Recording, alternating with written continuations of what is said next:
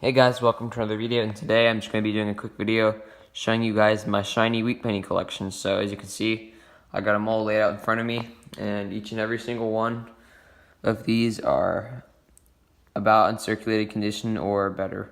So here I have them all laid out right in front of me, and they're all in earliest wheat penny year. Actually no, newest wheat penny year to oldest wheat penny year. And keep in mind, I don't have all the wheat penny years, but I have a decent amount of uncirculated wheat penny years. So first we're going to start off with this nice AU or uncirculated 1958. Not entirely sure which one of those it would be, but it's in decent shape, as you can see. It's got some toning on it. It's got a little bit of marking on the back on the wheat ear, but it's not too bad. And then here I just have a giant line of 1958 Ds, and they start in AU condition, and then they go all the way to BU, which is that. But yeah, some of these are really like, including this one. This one's got some nice toning on the obverse. Very pretty toning. Camera doesn't focus on it too well. And then here's a couple nice pieces right here. This one's super duper nice. It's pretty much BU. Got very few blemishes on this one as well. It's also got some very nice detail. It does have a little mark on the top though. That's the only thing making it better or worse than those two. And then here's another one I really like. This one's not BU like these ones, but it's one of my favorite ones because of the toning it has on the front. It's got a little ring of pink on the outside, but on the back it's got a beautiful rainbow surrounding the 1 cent United States of America text right there. Absolutely beautiful. And then here's my two only 1957 uncirculateds right here. This one's got some weird toning around the ear right there. Really weird. Very interesting though. And it's also got some marks in the back. Looks like it might have been burnt almost. It's almost what it looks like. And here's the nicer of the two that I have. It's got pretty much no bad marks until you look in the back. It's got a couple little marks, but not too bad.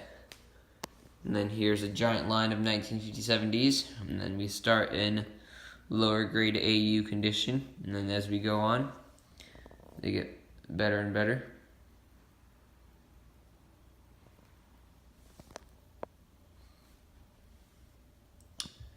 This one's the best one I have right here. Except it's got two marks on the back of it, sadly. It would have been really nice if it didn't have those marks. I don't know, maybe there's a way I can get those off. If I have nothing to do one day, I might try to get some of these marks off of some of these coins.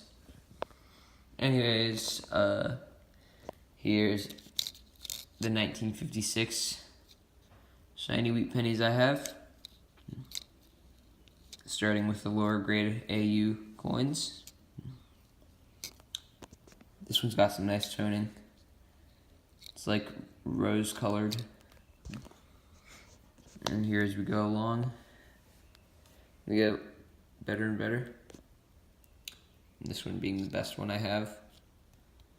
It's a very beautiful one. Super shiny. Reflects lots of light back into the camera. Alright, let's go all the way back over here. And these are the 1956 Ds I have. And I have a crap ton of these. Starting with the lower grade ones, AU. This one's really weird. It's got like pale pink toning to it. And these are the more nicer looking ones now. Getting into the nicer ones. And these are really nice ones that I have. Especially this one. This one's really nice. It's got a little tiny bit of markings on it, but other than that, it's pretty much perfect. At the back, very pretty. And then this is my favorite one of the 1956Ds. It's got beautiful toning on it. Super duper nice toning. Look at that toning. Very pretty. You can see pinks, greens, blues. Even got some copper toning too to go with it. And even the back's pretty good as well. Look at that. Very beautiful toned coin. And also we have here the 1955s. And I don't have too many of these because they're not quite as common as other wheat pennies to have in uncirculated condition, but here's the best one I have, the 1955s. Not only is it pretty much uncirculated, it's also a poor man's double die variety. Now if I zoom into this, you guys really can't see it at all that well because camera really can't focus on those small details. That would be the poor man's double die, but what I could do is I could show you guys in this picture that I can show you close up. It'll probably appear on the screen right now.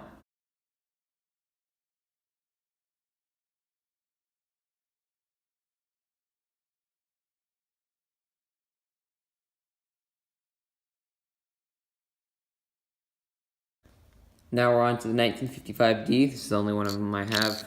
It's not in terribly good shape. It's got quite a lot of toning in the back. Doesn't have too much luster left in the back, and it's got a lot of markings in the front. But I'm glad to at least have saved one decent looking one from circulation. Anyways, this is also my only 1954D I have. This one's a little nicer than that 1955D. And here's the only 1953 I have. This one's got some nice toning to it.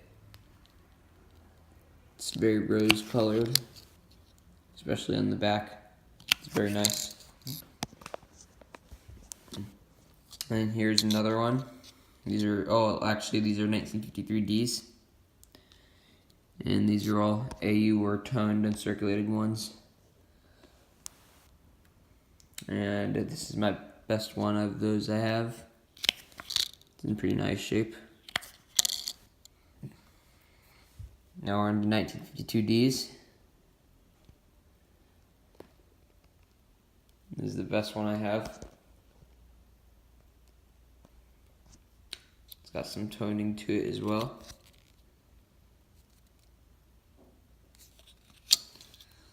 Now we're going to go back all the way over to the 1951. This is the only nice 1951 I have in the Shiny Wheats collection. And I have a couple more 1951 Denvers. These ones are AU, this one's the nicest one. And this one's got a weird mint mark, possible error on it. If I could zoom in and look at it, maybe. Yeah, it's like a little dot just protruding out of the coin. Maybe even a cut error. Anyways, now we're on to the 1950s. I only have two of those, and this one's the better one. It's still not in that good of shape though, but it's doing better than it would have in circulation. Here's the 1950Ds. This one's a decent one.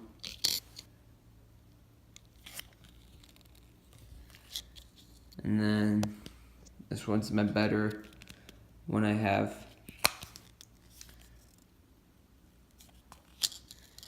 And now we're on to the 1940s. So the 1940s wheat pennies are, it is basically significantly harder to find them in uncirculated condition. But it's not super rare, but it's just a lot more uncommon to find them in nice shape like this than the 1950s. So now we're on to the 1940s shiny wheat pennies. So here's a 1948 right here. Not too bad a condition, especially for being that old. Here we have a 1947D, 2 of them to be exact. And these ones aren't in too bad a condition either. They've got some markings on them, but that's expected for them to be that old. So they're not in BU shape, but they do have some. They're low grade uncirculated or high grade AU. Here's the 1946s I have. Here's the 1946 about uncirculated. Here's a nice toned one. It's got some marks on it though. You can see some yellows and greens and pinks on there.